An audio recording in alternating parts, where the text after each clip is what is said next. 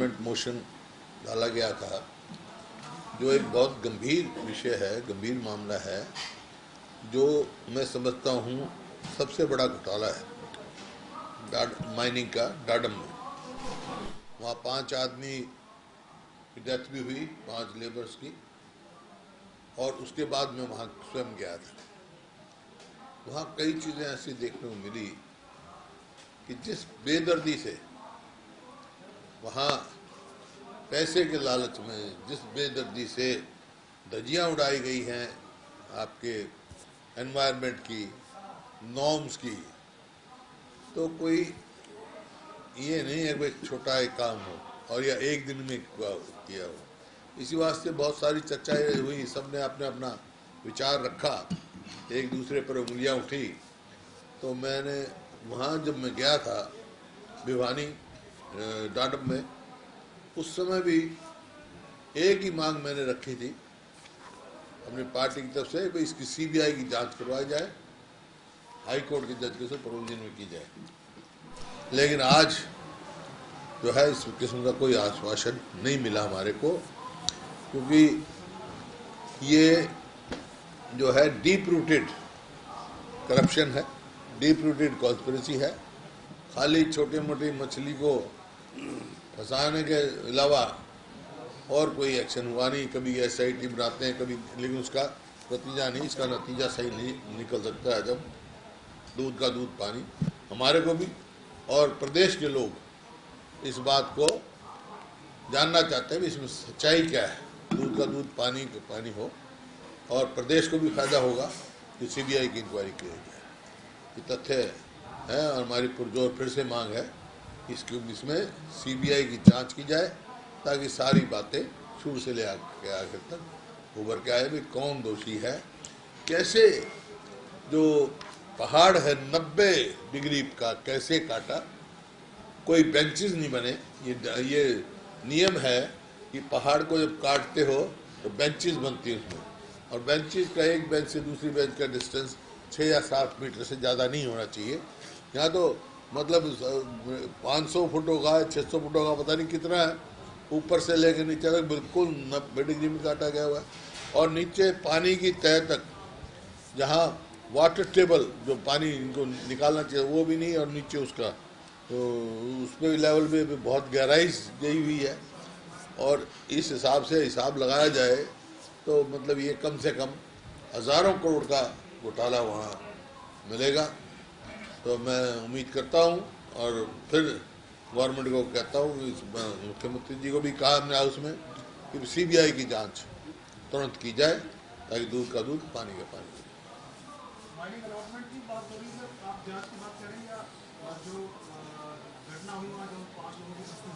देखिए 2 विषय हैं वहाँ। एक तो घटना हुई, उसके बारे में जवाब दिया।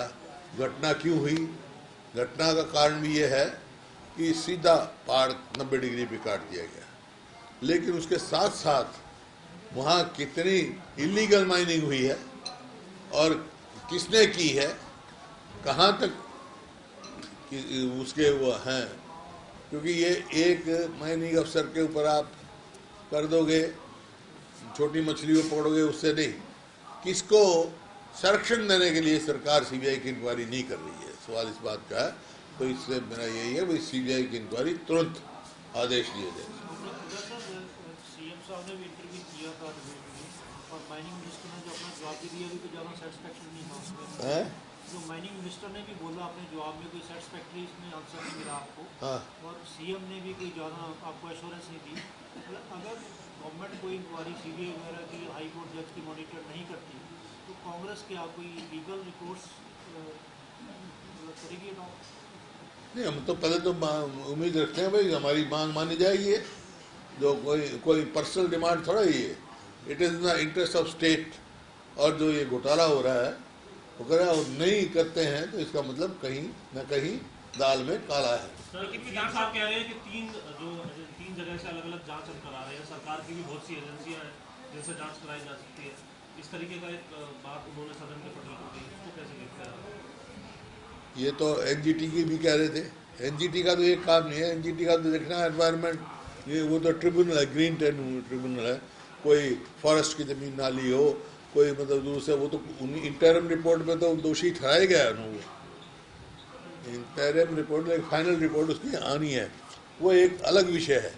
लेकिन इलीगल माइनिंग भाई गवर्नमेंट को उसका मिल रहा है कि नहीं मिल रहा, वहाँ तो यहाँ भी ऐसा भी केस मिला हुआ है, मुगापा बाबा के नाम से वो काटते, रसीद काटते थे जो ट्रांसपोर्ट की, उन्हीं काट सकते, वो रसीदें भी मिली हमारे को वहाँ पर। आप जो कुल मिला के जो ये मैं मतलब ये है कि टैक्स की इतनी बाहरी चोरी है और एनवायरनमेंट का जो है भट्ठा बताया जा रहा है। आपने भी सदन में पूछा कि वो लोग कौन है, आप नाम क्यों नहीं लेते जिन्होंने 150 करोड़ रुपए की बिड का आश्वासन देके, 150 करोड़ रुपए की बिड का जिसकी कंपनी ने कहा, जिसका मुख्यमंत्री जिक्र कर रहे थे, ये कंपनी ने कहा हम 150 करोड़ रुपए में बिड करेंगे, ने बताया था मुख्यमंत्री जी ने, तो उन्होंने नाम नहीं लिया क्या? नाम लिया था उन्होंने, नाम लिया था। आपने पूछा था ये फिर आप उसी नहीं, वो तो सुप्रीम कोर्ट की उसमें बात कह रहे थे। क्या ये वही व्यक्ति जिसको आप अभी कह रहे थे कि उसी कंपनी में काम कर रहा है, वेब उन्हीं का नाम लिया उन्होंने ही लिया था। सीएम साहब कह रहे थे कि कुछ लोगों ने बेखातर हाँ उसी यही तो पूछा। वो सुप्रीम कोर्ट की बात कर रहे थे। मैंने पूछा था भाई वो कौन लोग थे, नाम बता दो हमारे को, जवाब ये तो दो। 2013 यही बातें सवाल तो जो जानने वाले हैं ना, जिसके लिए सीबीआई ही एक एजेंसी है जो सही निष्पक्ष जांच कर सकती है। ये 2013 के अलॉटमेंट करे हैं ये कि आपकी सरकार से अलॉटमेंट ऑक्शन हुई है। ऑक्शन जो है ऑक्शन 2013 से जुड़ रही है, 2013 से इसका लिंक क्या है? मैं जो अब तक ये चल रहा है ये क्या है? मैं बताता हूँ आपको, कंप्लीट नहीं ऐसे है इसी मोड़ के सारे दीवान से मैं बताता हूँ। ऑक्शन हुई थी 2013 के अंदर सिर्फ मिनिमम प्राइस, रिजर्व प्राइस और 9 करोड़ और 115 करोड़ में हुई। साथ में शुरू करने के लिए वे इन्वायरमेंट की क्लियरेंस है, वो हमारे टाइम में इन्वायरमेंट क्लियरेंस नहीं आई थी। ये हाई कोर्ट में चले गए, उन्होंने कहा कि वहाँ पर खानक के अंदर HSIDC ने ये किया है वो किया है, तो ये कहते हैं कि हमको सारी पैसे वापस चाहिए। ये खुद इंडिसीजन में थे। सुंदर कुछ बोलता था, KGL कुछ बोलता था, कोर्ट में ये कहते, अल्टीमेटली हाई कोर्ट ने इनकी रिट को खारिज कर दिया। जब रिट खारिज किया भाई ये कोई ग्राउंड नहीं है कि HSIDC है, तो उन्हें पैसे वापस ले जाओ बेशक, but they did not withdraw the money, उन्होंने पैसे वापस ले लिए। उसके बाद क्या हुआ कि सुंदर एक अपना KGL ये कहता है कि मैंने कभी नहीं कहा कि मेरे शेयर इसके नाम ट्रांसफर, बट उन्होंने 2000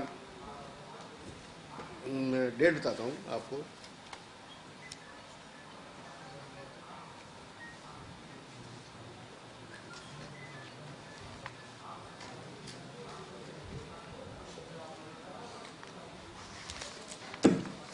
में 2015 के अंदर इन्होंने 14 अगस्त 2015 को, वो अभी तक माइन शुरू नहीं हुई थी इनका, वो सब कुछ झगड़ा था, राज तो हमारा चला गया। उसके बाद हमारे साथ कहाँ लिंक करते हैं कुछ है।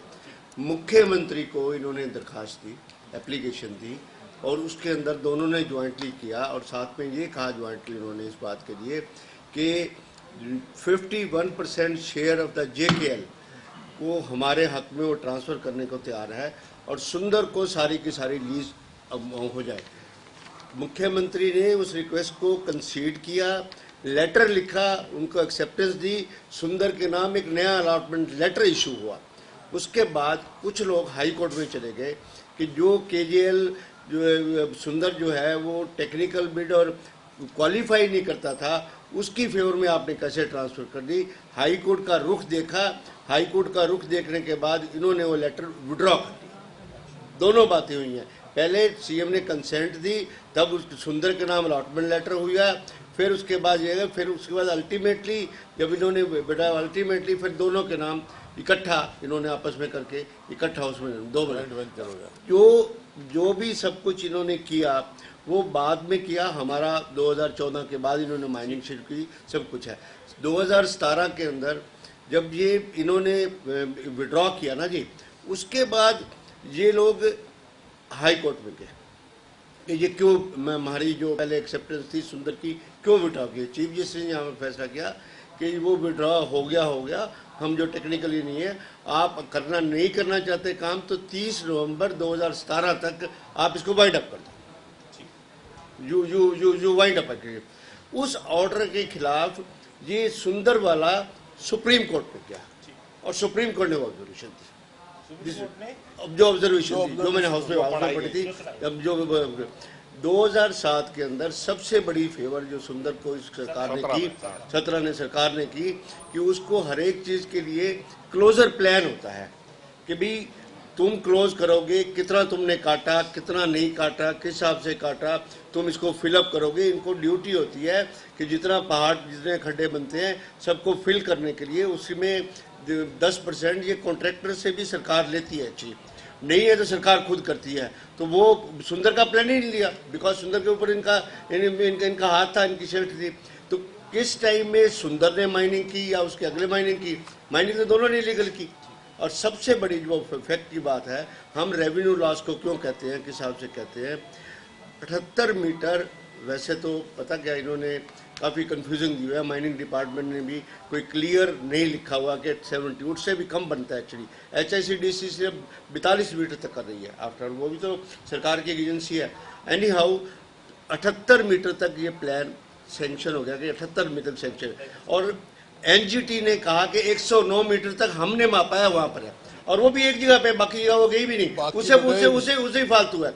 तो सर 1.5 गुना तो रेवेन्यू फालतू खा ही गए, उसी हिसाब से खा गए। 115 करोड़ में आपको 78 फुट मिला हुआ था, 78 मीटर मिला हुआ था, और आपने उसमें 109 मीटर तक वहाँ पर खोद ही दिया, सब कुछ कर दिया उसमें। This is a maximum scandal.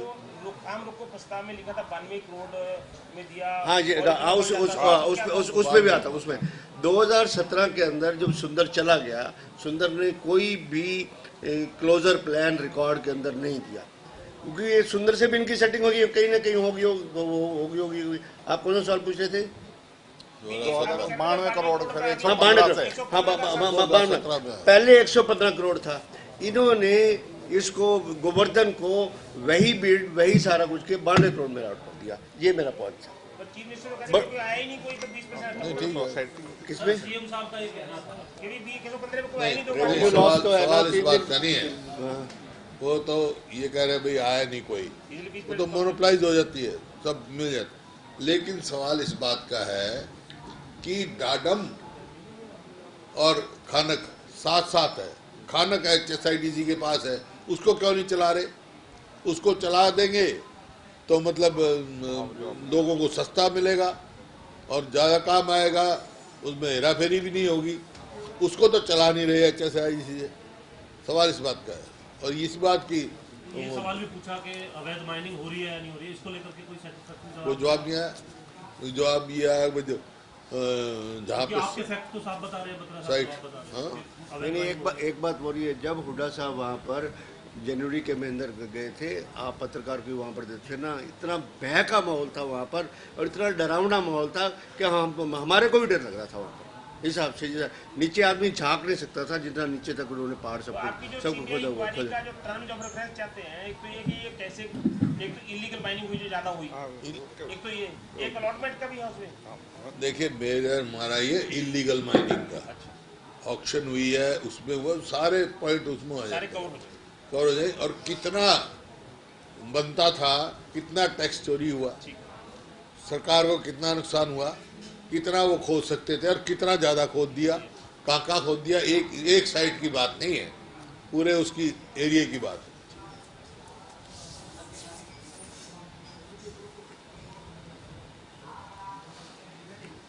Okay, question ठीक है। रामायण की कहानी सुनाने वो आसिम गोयल साहब तो मतलब बजट में बोल रहे हो आप, कहाँ बोल रहे हो? कोई देखा कि हमारे तो किरण ने तो अच्छा या सारे सब्जेक्ट आए। चलो ये कमेटी जो बनाई थी एड हॉक कमेटी को फायदा लग रहा है सर इनका? अगले साल से होगा एक्चुअली, अभी तो फ्रेशिंग फॉर्मुलेशन के स्टेज, अभी तो ग्रांट्स रेफर कर दी।